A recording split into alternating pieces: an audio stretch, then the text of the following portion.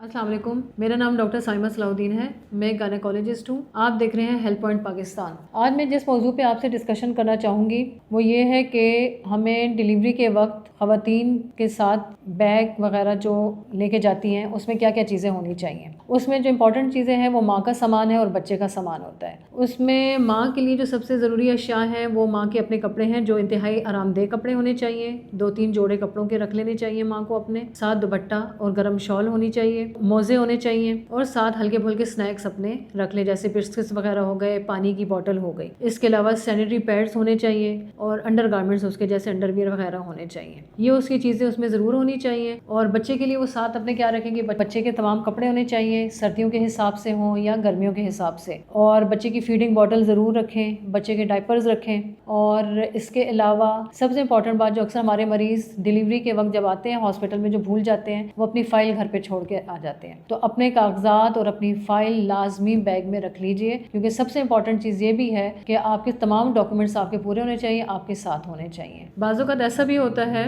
कि बच्चा ज़िंदा भी नहीं होता, 8 माह या 9 माह में बच्चे की पैदाइश से पहले डेथ हो जाती है। तो उस सूरत में भी आपके पास बच्चे के लिए कुछ कपड़े होने चाहिए, जैसे बच्चे को लपेटने के लिए कपड़ा लाजमी होना चाहिए उस वक्त जो हॉस्पिटल में ज़रूरत पड़ सकता है। तो मुझे उम्मीद है कि ख़वातीन को इससे फ़ायदा हुआ होगा, मेरी इस वीडियो से उनको एक आइडिया मिल गया होगा कि उनको क्या साथ लेके जाना चाहिए और क्या साथ नहीं लेके जाना चाहिए। और मिलते रहिएगा इंशाल्लाह मज़ीद वीडियोज़ के लिए। अल्लाह हाफ़िज़।